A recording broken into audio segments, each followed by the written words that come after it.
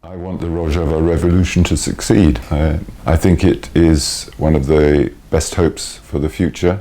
It's a model of society that has all the seeds in it for a positive future. My name's Dirk Campbell. I am the father of Anna Campbell, Hêlîn Qereçox.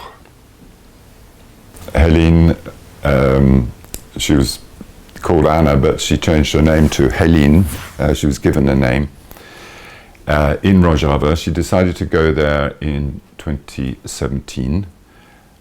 She had already been an activist, an anti-fascist, revolutionary, very left-wing, and she wanted to go to Rojava because she saw that the world that she wanted to create was already being created there.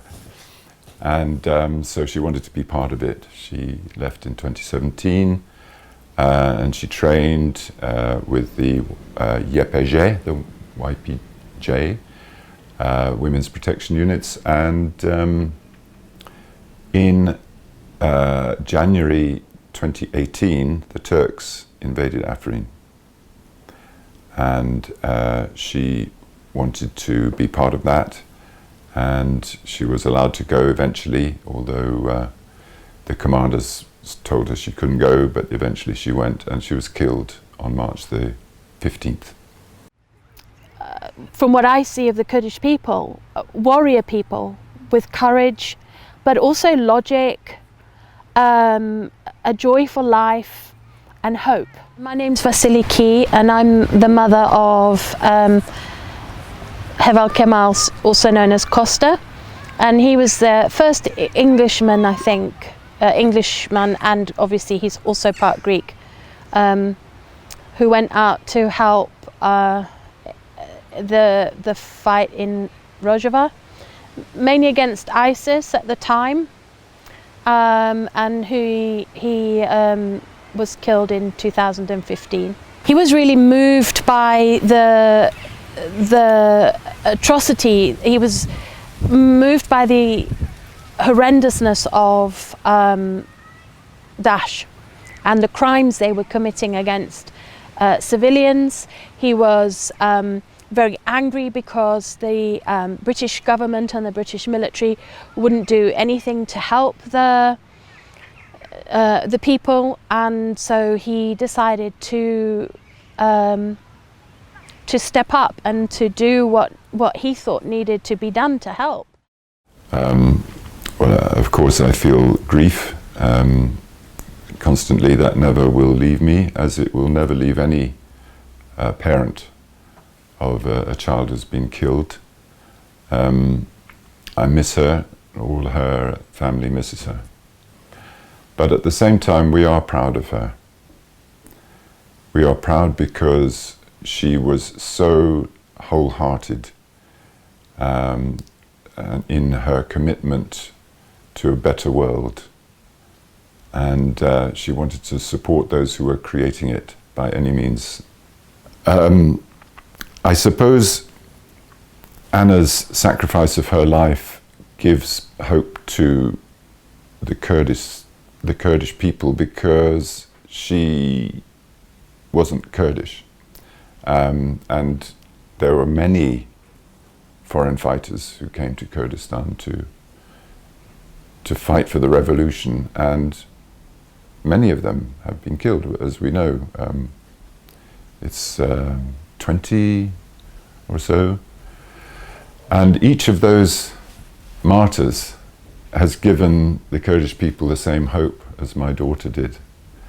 And not only that, all the thousands of martyrs from the YPJ and YPG who have fallen. They all give the same hope because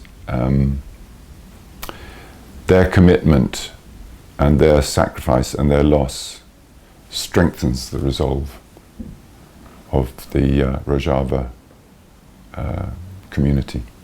So I'm spreading the word about Rojava to people who know nothing about it and don't have any predisposition, if you like, to learning about it. They're going, well, you know, why should I be interested? So I have to tell them, I have to start with things which will interest them. In this lecture I'm giving at the Glastonbury Symposium, I'm going to start talking about Göbekli Tepe, because this is ancient archaeology which has revolutionized our understanding of the world however long ago, 12,000 years ago, when it was thought that there was no civilization at all. We now find that there was, and it's in Kurdistan. Philosophies and ideologies of the Kurdish people in northern Syria, the equality, the way they treated women, the way they were accepting of all different religions, all of those made him believe that they were people who deserved to be helped. I think for me, the society we live in the West is corrupt, and it's not a good one. It has many good points, but it's not the solution to bringing people together and living in harmony. So my feeling is that Rojava provides a viable alternative, and that alternative is something we should all be supporting, because the Kurdish people have something different and it has a lot of promise, and I'm just glad that they are still able, that they haven't been crushed by all the animosity and the evilness of the regimes that surround them. She couldn't bear it that other people were going to the front and she wasn't allowed to. I have her letter to the YPJ command saying, you've got to let me go, because this is, you know, my heart can't stand it. That my friends, my havals are all going there, and I'm not allowed to, so you know, you must let me go, this is why I'm here. And I feel I'm suffering, I feel useless. It's painful for me. I mean, we've always continued to support the Kurdish cause. My husband and I have tried really hard to attend the meetings, to keep raising interest, to spread the word on social media. We petitioned and took a letter to Downing Street. We've done many things that are within our power to do. And for as long as I'm able, I'll continue to support in any way I can. I think it must be an amazing place to have created a people like the Kurdish people. It's got history, it's got ancient, it's got so many antiquities and so much history, and a tradition of, from what I see of the Kurdish people, warrior people with courage, but also logic, a joyful life and hope. Personally, yeah, I think the world owes the Kurds a lot, because I think ISIS would not have stopped. And I think there's a lot of ugly politics behind how ISIS started, and I'm pretty sure that the West had a finger in that pie, and I think the Kurdish resistance caused them a massive shock. I think they didn't expect people to go out and join the cause. I think they didn't expect the positive press, and I think it was a big shock for them. I think aside from what the West owes the Kurdish people for standing in front of Daesh and creating a protective wall for the West, I think the Kurdish people, like every single occupied people in the world, is entitled to their independence and their freedom and their own land, just like other countries. And I think we should stop. If England wants to be independent of, if Great Britain wants to be independent of Europe, and Scotland wants to be independent of Great Britain, and all of these things, if they're going to allow that, why are they not supporting the Kurds to have the same thing?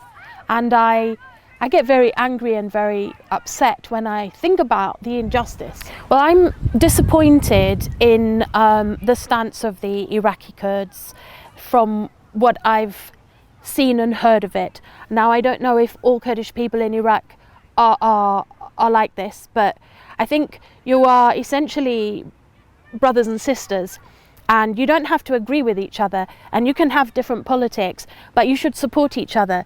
Because don't think that you're safe in Iraq, in northern Iraq, in Kurdistan in Iraq. You're not safe from the West there, you're not safe from Turkey there, you're not safe from any country there. And if you're united, you'll be stronger.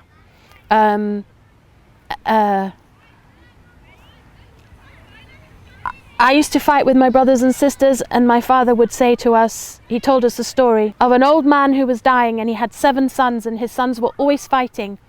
And he got cross with them, and he said, "I'm dying, go out and bring me sticks." So they brought sticks back, and he said to one son, "Take this stick and break it." And his son broke it, and it was easy. And he said to the other one, "Break the stick and break it." And the son broke it. And then he took 7 sticks together, and he said, "Now break this." And the son tried and tried, and he couldn't break it. And what I'm trying to tell you is, if you stick together, you will be unbreakable. But when you are all following your own angry pathways and attacking each other, you do the West job, you do Turkey's job, you do everyone's job for them. They don't even need to come and do it for themselves. I think when Kosta went out, he was curious about Kurdish people, he was interested in Kurdish people, but I think when he stayed there, he learned to respect them, and he learned to really like them as individuals and as a people. I want the Rojava revolution to succeed. I think it is one of the best hopes for the future of humanity. That's not an exaggeration.